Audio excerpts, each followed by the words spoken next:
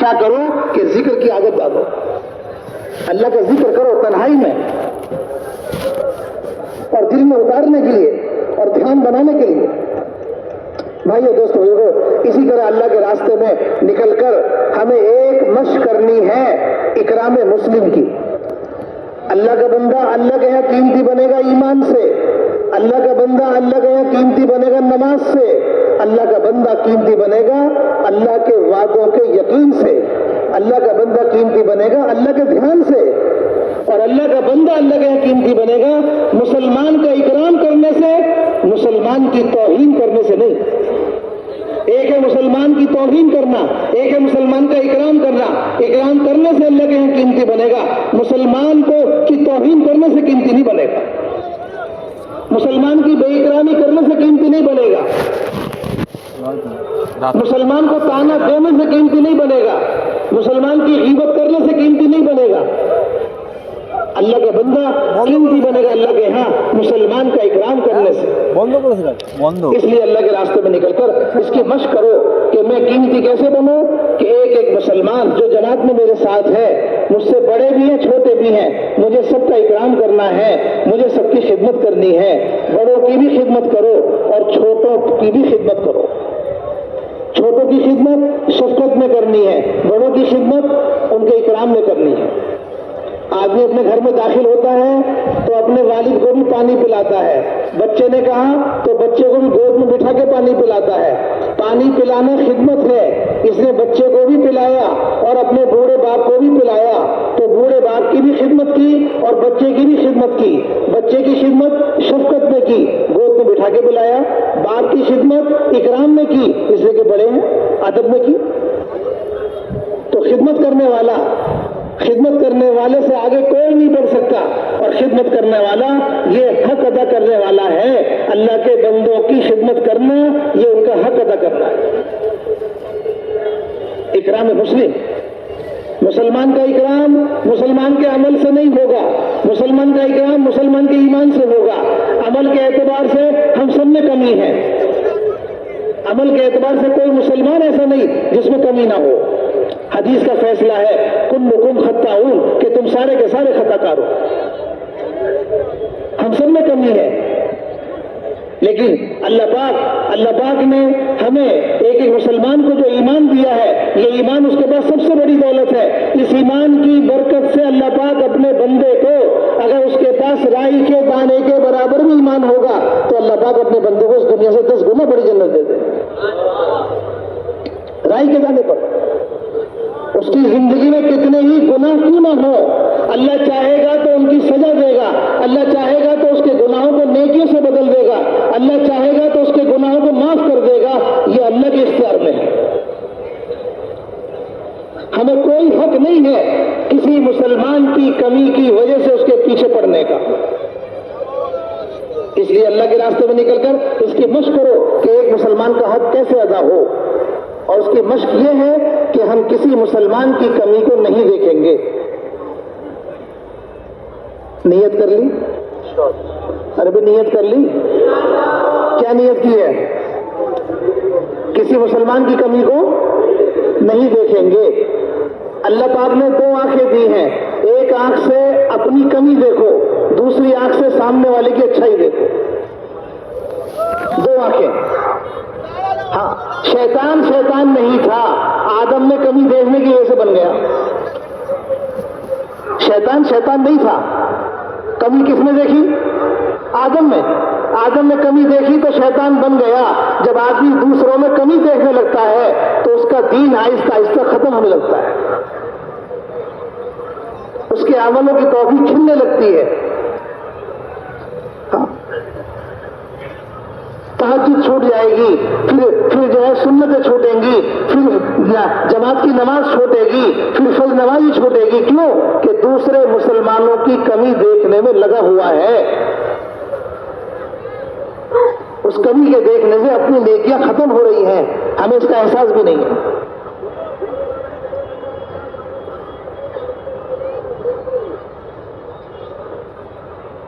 کسی کے اندر اصلاح کی نیت سے بھی کمی مت دیکھو، اصلاح کی نیت نہیں کہیں میرے امام صاحب تھے, ان کو یہ کیفیت ملی کہ جس کا وضو کرتے ہوئے دیکھتے اس کے وضو کے پانی میں اس کے گناہ کو دھلتے ہوئے دیکھتے تھے.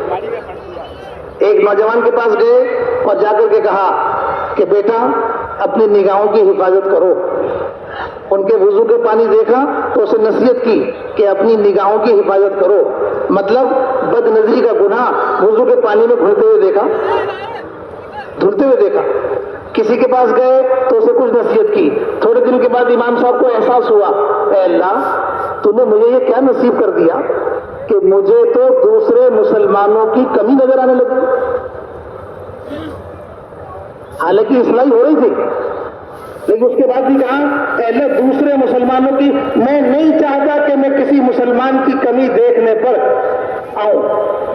تو اس لیے دعا مانگی, اے اللہ اس کیفیت کو مجھ سے ظاہر کر. اس اصلاح کی نیت سے بھی کمی دیکھنے کو گوارا نہیں کیا. مسلمان کی کمی دیکھنا اتنا بڑا عیب ہے کہ مسلمان کی کمی دیکھتے دیکھتے آدمی خود شیطان بن جاتا ہے.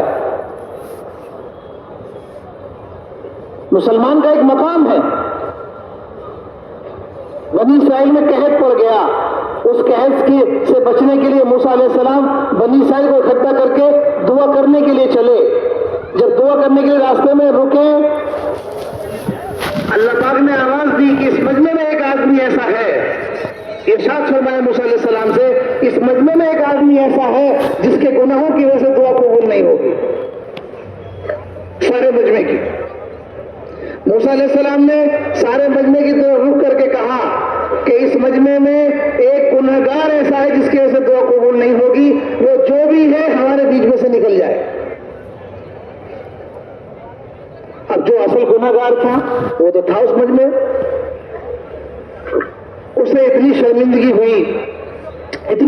ہوئی, اس نے اپنا معاملہ اللہ سے کیا, دل اپنا اللہ کی طرف کیا اور دل میں اللہ سے بات کی, اے اللہ میں اس مجمع میں ضرور لوں گا, مجھے سب دیکھیں گے اور میں سب کے بیچ میں بدنام ہو جاؤں گا.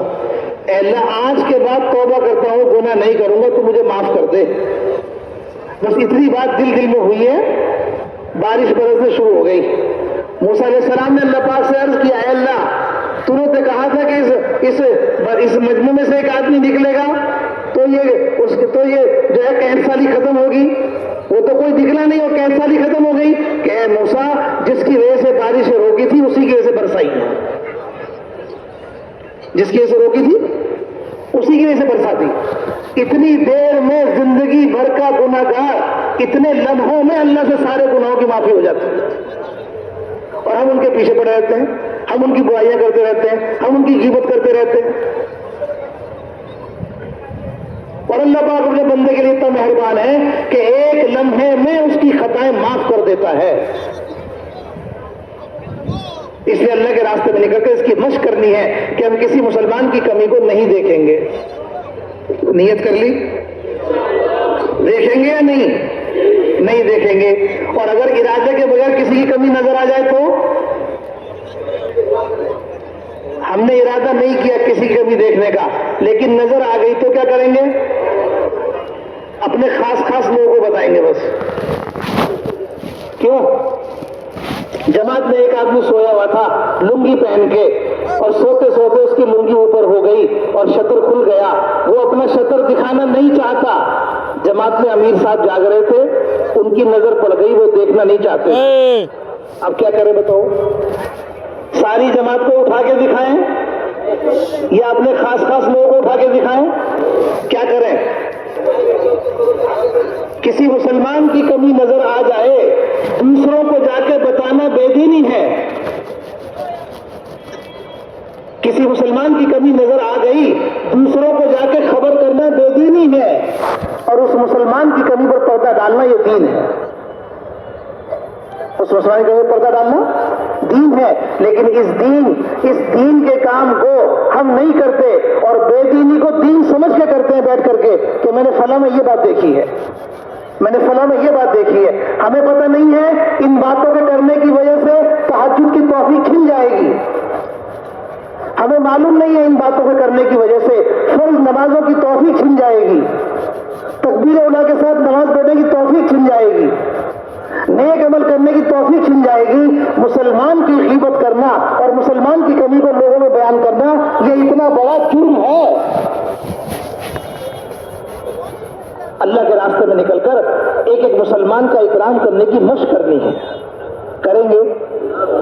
اور اس کی مشق یہ ہے کہ بڑوں کی بھی خدمت کرو اور چھوٹوں کی بھی خدمت کرو۔ بڑوں کی خدمت ادب میں ہے، چھوٹوں کی خدمت شفقت میں ہے۔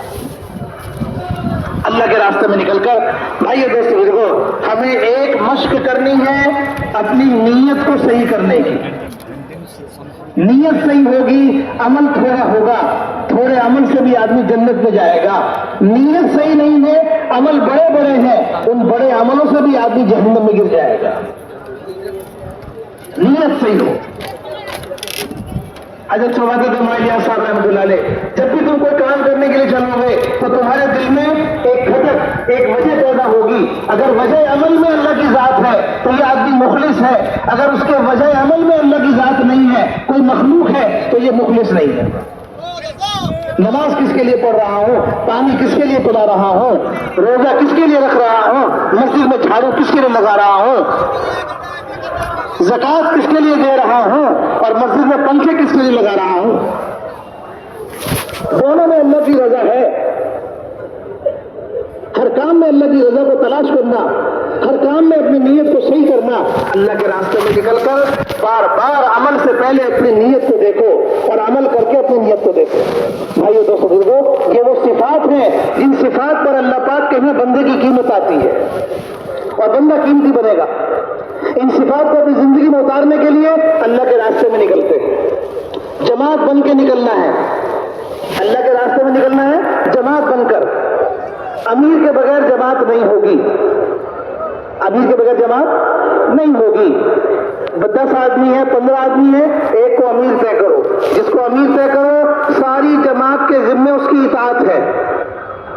امیر کا امیر بننا اچھا لگے نہ لگے، امیر کا امیر ہونا ہمیں اچھا لگے نہ لگے، لیکن جب امیر بن گیا، مشورے سے طے کر دیا، اب ہم اس کی اطاعت کریں گے۔ امیر کی اطاعت، ساری جماعت مل کر امیر کی اطاعت کرے گی۔ اطاعت کی برکت سے محبت پیدا ہوگی، محبت کی برکت سے اجتماعیت پیدا ہوگی۔ اطاعت سے دل جڑیں گے اور دل کے جڑنے سے ایک اجتماعیت پیدا ہوگی، اور اجتماعیت اللہ کی مدد کے اترنے کا ذریعہ بنے گی۔ جماعت اللہ کی مدد کے ساتھ کیسے کام کرے کہ جماعت پر اللہ کی مدد ہو، اس کے لیے جماعت کے دل جڑے ہوئے ہوں۔ دل جڑے اس کے لیے کیا ہو کہ ساری جماعت امیر کی بات مانے، تو دل جڑیں گے۔ اگر سب اپنی اپنی منوائیں گے تو دل پھٹیں گے، ایک دوسرے کا سر پھوڑیں گے۔ سب مل کر کے امیر کی بات مانیں گے تو دل جڑیں گے، دل جڑیں گے تو محبت، اور اس محبت پر اجتماعیت، اور اس اجتماعیت پر اللہ کی مدد۔ اس لیے اس کی کوشش کرنی ہے اللہ کے راستے میں نکل کر 4 مہینے لگاتے ہوئے ہمیں کوئی خلاف کام نہیں کرنا، امیر سے پوچھ کر کرنا، پوچھ کر چلنا اور مان کر چلنا۔ یہ مان کر چلنے کی مشق ہے اللہ کے راستے میں۔ کر لیں گے؟ کرو گے یا امیر کے خلاف چلو گے؟ ہاں، ایسا نہیں، امیر کی بات مان کے چلو اور امیر سے پوچھ کے چلو۔ بھلے ہی ہمارے یہاں 50 آدمی کام کر رہے ہیں، ہم ان کے مالک ہیں، لیکن آج ہم جماعت میں آ گئے تو ہم امیر کے تابع دار ہیں، ہم امیر کے تابع دار۔ اس طرح چلو۔ بھائی دوستو بزرگو، پوری جماعت مسافے کے بعد بیٹھ جائے اور ساری جماعت ایک دوسرے سے اپنا تعارف کر لے، ہمارا امیر کون ہے، امیر یہ دیکھ لے کہ میرے مامور کون ہے، ساتھی بھی ایک دوسرے کو پہچان لیں۔ اس کے بعد امیر صاحب جماعت کے سامنے مشورہ کر لیں، ہماری جماعت کا رخ کیا ہے، ہماری جماعت کا سفر کب شروع ہوگا، تاکہ ساتھی اسی اعتبار سے تیاری کر لیں۔ تیاری کرنے کے بعد جماعت جب سفر شروع کرے، جماعت کا سفر کرنا، چاہے وہ پیدل ہو، چاہے وہ بس سے ہو، چاہے وہ ریل گاڑی سے ہو، سفر ہوگا عمل کے ساتھ۔ سفر کیسے ہوگا؟ عمل کے ساتھ۔ عمل کیا ہوگا؟ 3 باتیں کم سے کم عمل میں ہوگی۔ ایک ہے چلتے ہوئے نیچی نگاہوں کے ساتھ چلنا، چلتے ہوئے ذکر کرتے ہوئے چلنا، چلتے ہوئے سیکھتے سکھاتے ہوئے چلنا۔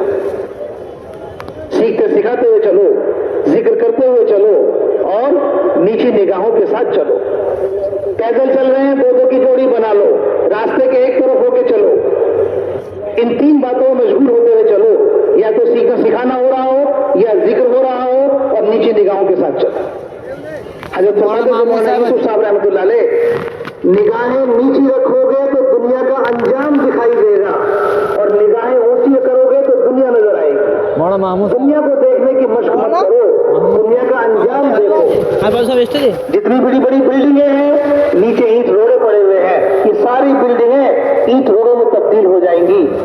جتنے اچھے اچھے کھانے ہیں نیچے پخانے پڑے ہوئے ہیں, یہ سارے پخانے اچھے اچھے کھانوں کی شکل ہے, سارے اچھے اچھے کھانے پخانوں کی شکل میں تبدیل ہو جائیں گے. نیچے زمین میں کپڑوں کے ٹکڑے پڑے ہوئے ہیں, جتنے بدن پر خوبصورت کپڑے نظر آ رہے ہیں یہ ایک دن کتنوں میں تبدیل ہو جائیں گے. یہ ان کا حشر ہے. دنیا کا حشر دیکھو, دنیا کو مت دیکھو, نیچی نگاہوں کے ساتھ چلو. سمجھے نا, اس کی مشق ہو اللہ کے راستے میں نکل کر. بھائیو دوستو بزرگو, ریل گاڑی کا سفر ہے, لمبا سفر ہے, تو ریل گاڑی میں اپنا سفر دنوں کا بھی ہوتا ہے, رات کا بھی ہوتا ہے, تو اپنی نمازوں کو بھی ادا کرتے ہوئے چلنا ہے. بہتر بات ہے اندر کے حصے میں ادا کریں, راستے میں کوشش کریں بچیں, راستے میں کھڑے نہ ہو. اگر مجبوری ہے راستے میں نماز پڑھنے کی تو جلدی پڑھیں.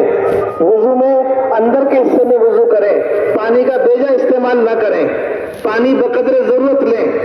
بھائیو دوستو لوگوں, اس طریقے سے ہمیں ریل گاڑی کے اندر بھی اپنے اعمال پورے کرتے ہوئے چلنا ہے.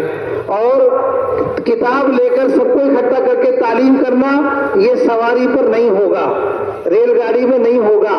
کتاب کھول کر سب کو جمع کر کے ہلکا بنا کے تعلیم کرنا یہ سواری سے اترنے کے بعد ہوگا, سواری کے اوپر نہیں ہوگا.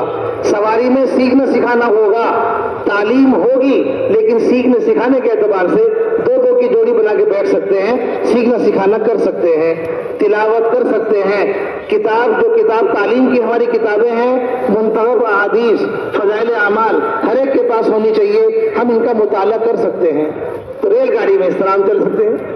اتر گئے, منزل آ گئی, منزل پہ اترنے کے بعد, اسٹیشن پہ اترنے کے بعد اپنے ساتھیوں کو پہچان لو, اپنا سامان بھی دیکھ لو. بستی کی طرف, جس بستی میں ہمیں جانا ہے ساری جماعت بستی کی طرف چلے. جب بستی دور سے نظر آنے لگے تو جماعت ٹھہر جائے اور سب سے پہلے دعا کرے. سب سے پہلے دعا کرے. دعا بستی کو دیکھ کے کرو. بستی میں ہزاروں مسجدیں بھی ہوں گی, سب کے لیے دعا ہو جائے گی. بستی کے اندر سینکڑوں مسجدیں ہوں گی, سب کے لیے دعا ہو جائے گی. بستی نظر آ گئی, اب جماعت رک جائے اور ٹھہر کر کے دعا کرے. دعا اللہ سے مانگنے کا نام. دعا کیا ہے؟ اپنی بے بسی, اپنی بے کسی, اپنی بے چارگی, اپنی کمزوری کو اللہ کے سامنے بیان کرنا. اپنی کمزوری کو اللہ کے سامنے بیان کرنا. اپنی کمزوری کو بیان کرتے ہوئے اللہ سے اللہ کی مدد کو مانگنا. کمزور سے کمزور جماعتی ہوگی, وہ اپنی کمزوری کو اللہ کے سامنے رکھتے ہوئے اللہ سے اللہ کی مدد کو مانگ لے گی, تو اللہ پاک اس کمزور جماعت سے بھی اس بستی کے اندر بڑی خیر کا کام دیتے. اللہ کو اپنے بندے کی بے بسی پسند ہے. اپنی بے چارگی کو اللہ کے سامنے بیان کرے, اپنی کمزوری کو بیان کرو. یہ ہمارا دعا کا رخ ہوگا. اللہ سے اللہ کے سامنے اپنی کمزوری کو رکھتے ہوئے اللہ پاک سے مدد طلب کرنا, اللہ سے مدد مانگنا. مسجد نظر آ گئی جس میں جانا ہے. بھائیو دوستو لوگوں, دوران سفر چلتے ہوئے سیکھنے سکھانے میں اس بات کو بھی شامل کرنا ہے کہ جہاں ہم کلمہ, نماز, وضو, غسل اپنے ساتھیوں کو سکھائیں گے, وہاں اس کے ساتھ ساتھ ہر عمل کا سنت طریقہ اور ہر عمل کی سنت والی دعا بھی سکھائیں گے. اس کام کا مقصد اہتمام احیاء سنت ہے. اس کام کا مقصد حضرت مولانا صاحب رحمۃ اللہ علیہ کے زمانے میں ایک میواتی مسجد کے اندر بیٹھا ہوا تھا اور ایک دوسرا میواتی گھڑے میں سے پانی نکال کے پینے لگا, تو اس نے پانی الٹے ہاتھ سے نکال کے پینا شروع کیا. وہ دوسرا میواتی اس کا ساتھی دیکھ رہا تھا, تو اس نے دیکھا کہ میرا ساتھی الٹے ہاتھ سے پانی پینے چل رہا ہے, تو وہ دور سے دوڑتا ہوا چیختا ہوا وہاں سے آیا اس کی طرف کہ وہ فلاں اپنے ہاتھ سے پانی پی, اپنے ہاتھ سے پانی پی، یعنی سیدھے ہاتھ سے پانی پی اور سیدھے ہاتھ سے پانی۔ مولانا الیاس صاحب رحمۃ اللہ علیہ اس منظر کو دیکھ رہے تھے، دیکھ کر کے خوشی سے جھوم گئے اور یوں کہنے لگے، اے اللہ تیرا شکر ہے، تو نے میرا کام چلا دیا، تو نے میرا کام چلا دیا۔ کیا مطلب کہ ایک مسلمان کے دل میں دوسرے مسلمان کو خلاف سنت عمل کرتا ہوا دیکھ کر روکنے کا جذبہ پیدا ہو گیا۔ دوسرا مسلمان خلاف سنت عمل میں لگا ہوا ہے، ایک مسلمان اسے روکنے کی کوشش کر رہا ہے، اسے روکنے کی دعوت دے رہا ہے، اسے اس عمل سے روکنے کی دعوت دے رہا ہے، ایک مسلمان کے اندر اس کا جذبہ پیدا ہو گیا۔ اس لیے اس کام میں کوشش کریں 24 گھنٹے صبح سے لے کے شام تک ہماری 100% جتنی نقل و حرکت ہے اس میں سنت طریقہ بھی ہو اور اس میں سنت والی دعا بھی ہو۔ مسجد سامنے آ گئی ہے، مسجد میں سنت طریقہ داخل ہونے کا کیا ہے، مسجد میں سنت والی دعا کیا ہے، دونوں باتوں کو اپنے ساتھیوں کو ہمیں سفر میں سکھا دینا چاہیے تاکہ کوئی ساتھی اس سنت سے بے خبر نہ ہو۔ سنت کے مطابق عمل ہوگا، اللہ کی مدد متوجہ ہوگی۔ بھائیو دوستو، اس طرح مسجد میں ہم داخل ہوں گے سنت کے مطابق اور سیدھے پیر سے داخل ہوں گے۔ مسجد میں اپنا سامان مسجد کے اندر کے حصے میں رکھیں، کھانے پکانے کا سامان باہر کے حصے میں رکھیں، یا مسجد میں کوئی کھانے پکانے کی جگہ ہے وہاں رکھیں۔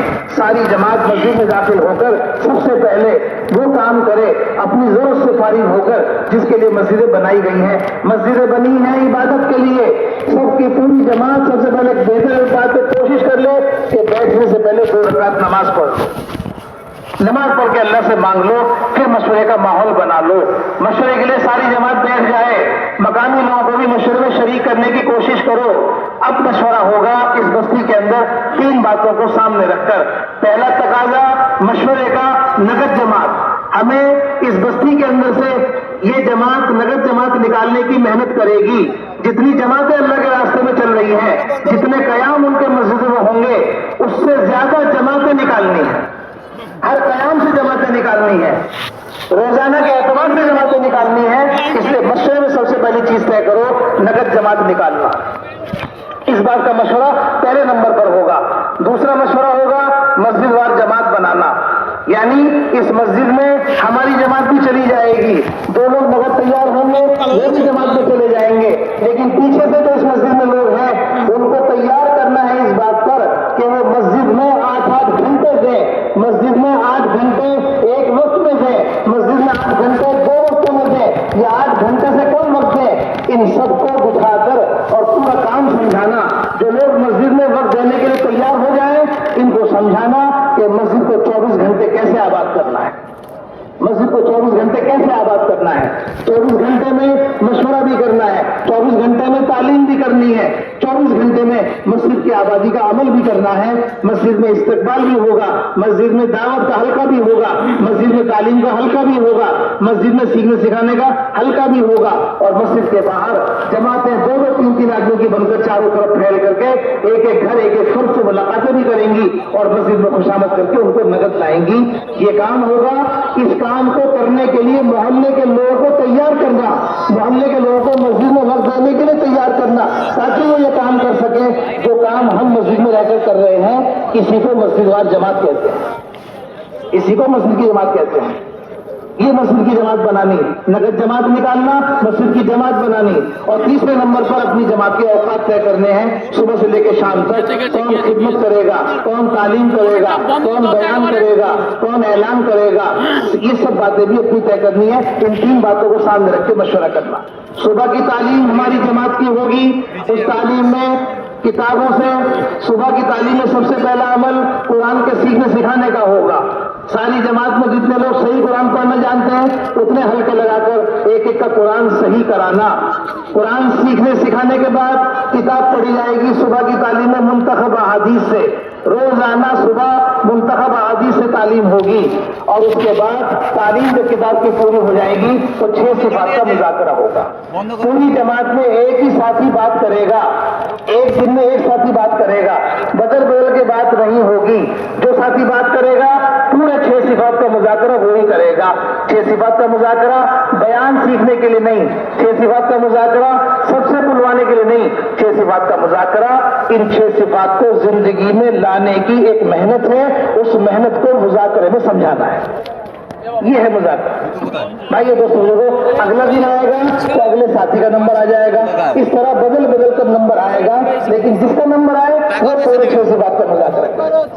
ظہر کی نماز میں بستی کے دیندار لوگ آئیں گے، نماز میں اعلان ہوگا، اعلان کے بعد سب کو جمع کیا جائے گا، ایک ساتھی بات کرے گا اور بات چیت ہوگی، تعارفی، شروع میں بات چیت، ہم کون ہیں یہ بتاؤ، ہم کیوں آئے ہیں یہ سمجھاؤ، ہم کیا چاہتے ہیں اس کی تشکیل کرو۔ جب تک ہماری جماعت آپ کی مسجد میں رہے گی، جب تک اس مجمع میں سے پورا وقت فارغ کرنے کے لیے کون تیار ہے، اس کی تشکیل ہوگی۔ جو پہلی تشکیل ہے پورا وقت فارغ کرنے کی، جب تک ہماری جماعت رہے گی، ایسے لوگ تیار ہو جائیں، انہیں مجمع میں آگے بلا لو۔ اس کے بعد تشکیل ہوگی، جن کے پاس جو وقت ہے وہ دے دیں، صبح میں، شام میں، دن میں، رات میں، جس کے پاس جب وقت ہے وہ دے دے، تو وہ تشکیل کر کے ان کو بھی آگے بلا لو۔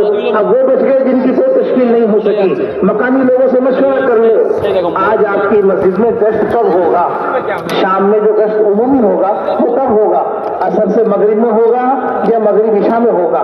مقامی لوگ بتائیں گے کہ ہمارے یہاں گشت کا وقت کیا ہے، جو وقت گشت کا مقامی لوگ بتائیں۔ اب اس مجمع کی نیت کرانی ہے، جو مجمع بیٹھا ہوا ہے جس نے کسی بھی تشکیل میں نام نہیں دیا، بھائی بہتر بات تو یہ تھی کہ آپ بھی ہمیں کوئی نہ کوئی وقت دے دیتے، لیکن نہیں دے سکے کوئی بات نہیں، لیکن اتنی نیت کر لو کہ آج ہماری جماعت جو اتنی دور سے چل کے آپ کی مسجد میں آئی ہے، آج فلاں نماز کے بعد گشت کرے گی، آپ کم سے کم اتنی نیت کر لو گشت میں ہمارے ساتھ شامل ہو جاؤ۔ اس طرح سے 100% مجمع کی تشکیل کرتے ہیں۔ اب یہ لوگ جو فارغ ہو گئے آپ کے ساتھ وقت دینے کے لیے، ان کے ساتھ بیٹھ کر کے آپ کو مشورہ کرنا ہے، ان سے بیٹھ کر کے بستی کے حالات لینے ہیں، گھر کتنے ہیں، بالغ مرد کتنے ہیں، مسجد میں نماز پڑھنے کتنے آتے ہیں، سمجھے نا، 4 مہینے والے کتنے ہیں، 40 دن والے کتنے ہیں، 3 دن والے کتنے ہیں، مشورے میں کتنے بیٹھتے ہیں، پہلے گشت میں کتنے لوگ، دوسرے گشت میں کتنے لوگ جاتے ہیں، اس کو سامنے رکھ کر کے تقاضے بنائے جائیں گے محنت کرنے کے۔ بھائی دوستوں ظہر کی نماز کے بعد جو تعلیم ہوگی فضائل اعمال سے ہوگی، فضائل اعمال دونوں کتابیں ہماری تعلیم کی کتابیں ہیں، صبح منتخب سے شام کو فضائل اعمال سے، فضائل اعمال کی تعلیم جب پوری ہو جائے گی پہلے جو وقت بچ جائے گا آدھے گھنٹے کا، پونے گھنٹے کا، اس میں ساتھیوں کو سیکھنے سکھانے کی ترغیب دینی ہے، انفرادی طور پر ساتھی ان کو سکھانا کریں۔ صبح ہم نے ہلکے میں قرآن سیکھا تھا، شام کو سب سے پہلے قرآن کے علاوہ جو چیزیں نماز میں پڑھائی جاتی ہیں ان کو ساتھیوں کو سکھانے کی محنت کرو تاکہ ایک ایک نکلنے والے کی نماز مکمل ہو جائے۔ اس طرح یہ ہمیں زور اثر کے درمیان کے عمل کی پابندی کرنی ہے۔ اگر میں ساری جماعت عمومی گوش کرے گی، دوسرا بات یہ ہے کہ اگر کوئی عذر نہ ہو، کوئی وجہ نہ ہو تو 10 آدمی کی جماعت بنا کے باہر بھیجیں گے۔ کوئی عذر ہے تو کم آدمی بھی ہو سکتے ہیں، عذر نہیں ہے تو 10 آدمی کی جماعت باہر جائے گی، اس میں ایک رہبر، ایک متکلم، ایک امیر ہوگا، یہ جا کے گشت کرے گی، اور مسجد کے اندر ایک یا 2 ساتھی استقبال میں، ایک ساتھی درمیانی بات چیت میں، ایک یا 2 ساتھی یہ مسجد کے اندر عمل ہوگا۔ اس طرح وہ بھی گشت ہوگا، اتنی دیر پہلے جماعت واپس آ جائے کہ تکبیر اولیٰ کے ساتھ ساری جماعت کو نماز مل جائے، نماز پڑھنے کے بعد اعلان ہوگا اور بچوں کو دیا جائے گا، جن پر گشت کر کے لائے وہ بیٹھیں گے، بستی کے اور لوگ بیٹھیں گے، اور پھر صحابہ کی قربانیوں کے واقعات سنا کر ترغیب دے کر ہمیں اس مجمع کی تشکیل نقد کرنی ہے۔ بتاؤ آج سے کون تیار ہے؟ جو آج سے تیار نہ ہو اسے ہم کل کی بات کریں گے، جو آج تیار ہوگا اسے نقد تیار کر کے اس کی وصولی کریں گے۔ بہتر بات یہ ہے کہ اتنی دیر راستے میں جان کھپانے کے بعد لوگوں کو نقد اٹھانے کی ترغیب دو، نقد تشکیل کرنے کی ترغیب دو۔ اس طرح ہمارا گشت ہوگا۔ ہم نے گشت کر لیا، مغرب کی نماز کے بعد اپنی ضرورت سے فارغ بھی ہو سکتے ہیں، تقاضا ہے تو ملاقاتوں میں بھی فوراً جا سکتے ہیں، اور اگر تقاضا نہیں ہے تو ضرورت سے فارغ بھی ہو سکتے ہیں، لیکن عشاء کی نماز کے بعد ہمارا وقت فارغ ہے، ہم کوشش کریں گے کہ بستی کے اندر دیر رات تک ہم بستی کے اندر محنت کا معمول بنا لیں۔ فجر میں بھی وقت ہوگا، عشاء کے بعد بھی وقت ہوگا، مغرب کے بعد بھی وقت ہوگا، ان وقتوں میں جو محنت ہوگی مسجد کے ماحول میں وہ دعوت تعلیم اور استقبال کے ساتھ ہوگی. مسجد عمل سے خالی نہیں ہوگی, مسجد میں عمل بھی ہوگا اور مسجد کے ماحول میں محنت بھی ہوگی. اس طرح اس کا ہمیں دھیان رکھنا ہے. رات کو سونے سے پہلے کوشش کرو باوضو ہو کر سو اور مسنون اذکار کا اہتمام کرتے ہوئے سو. مسنون اذکار کا اہتمام کرتے ہوئے سو. یہ سونا اور تہجد کی نیت کے ساتھ سو. بھائیو دوستو دیکھو, ایک طرف ہماری دن کی محنت ہے, ایک طرف ہماری رات کی محنت ہے. اگر رات کی محنت ختم ہو گئی تو دن کی محنت میں جان نہیں پڑے گی. دن کی محنت ختم ہو گئی تو رات کی عبادت میں جان نہیں پڑے گی. رات کی عبادت میں رونا دھونا دن کے حالات کو سامنے رکھ کر ہوگا. امت میں جب گھسیں گے, چلیں گے, پھریں گے, گشت کریں گے, امت کے حالات سامنے آئیں گے, دل پر اس کا بوجھ آتا ہے, دل پر اس کے حالات پیدا ہوتے ہیں, دل میں اس کے نرمی آتی ہے. رات کو گرم گرم آنسو نکالے جائیں گے انہی حالات کو دیکھ کر کے. تو رات کی عبادت میں رونا دھونا دن کی محنت کا دخل ہے اور دن کی محنت میں رات کی محنت کا دخل ہے. اس لیے ساری جماعت کے لیے ضروری ہے کہ رات کو اٹھ کر کے تہجد کا اہتمام کرے, اللہ کے سامنے روئے دھوئے, دعائیں مانگے. جو کشت کیا ہے, جو محنت کی ہے, سب اللہ کے سامنے رکھتے ہوئے اللہ سے مدد مانگنی ہے. فجر کی نماز سے پہلے تمام ضروریات سے فارغ ہو جاؤ. فارغ ہو کر نماز کی تیاری کرو. نماز کے بعد اعلان ہوگا, اعلان کے بعد بیان ہوگا, بیان کے بعد تشکیل ہوگی. اللہ کے راستے میں جن کے 3 مرتبہ 3 چلے لگے وہ کھڑے ہو جاؤ. ان کا تصدق کرو 5 مہینے کے لیے. جن کے 4 مہینے 2 مرتبہ لگے, 4 مہینے 1 مرتبہ لگے, یا 4 مہینے لگے نہیں ہیں, اب اس مجمع میں سے 4 مہینے کی تشکیل کرو. ہر ایک کی 4 مہینے کی تشکیل کرو تاکہ 4 مہینے جس کے لگیں گے اس کے قواعد بھی پورے ہوں گے. 4 مہینے لگیں گے تو چلے سے 4 مہینے بھی پورے دے جائے, ترتیب پر آئے گا. اس طرح ان کو الگ کر کے ان کا تصدق الگ کیا جائے اور باقی مجمع کی 4 مہینے کی تشکیل کی جائے. پھر انہی کو لے کر کے ساری جماعت بستی کے اندر پھیل جائے گی محنت کے لیے. فجر کے بعد کا وقت تفصیلی وقت ہے, کم سے کم 2-3 گھنٹے جم کے محنت ہو. یہ نہیں ہے کہ آدھا گھنٹہ محنت کر کے مسجد میں آ گئے, 10 منٹ محنت کر کے مسجد میں آگے, کوئی ملتا نہیں, کوئی نہیں ملتا, ایک دم نہیں ملیں گے. گھنٹوں پھرنا پڑے گا بستی کے اندر, تب جا کر کے ایک ملاقات ہوگی. یہ ایک ملاقات بھی قیمتی ہوگی. ایک ایک ملاقات میں خوشامد کر کے مسجد میں لانے کی محنت ہوگی. 2-4 گھنٹے جم کے فجر کے بعد محنت کی ترتیب قائم کرنی ہے. تب جا کر کے بستی کے اندر حالات بنیں گے اور کام کے حالات بنیں گے اور بستی کے اندر بدلاؤ پیدا ہوگا. اور محنت کرنے والوں کا اتنا محنت کرنا وہ ان کے اپنے اندر بھی اثر کرے گا. کر لیں گے انشاءاللہ. اللہ تعالیٰ ہم سب کو عمل کی توفیق عطا فرمائے.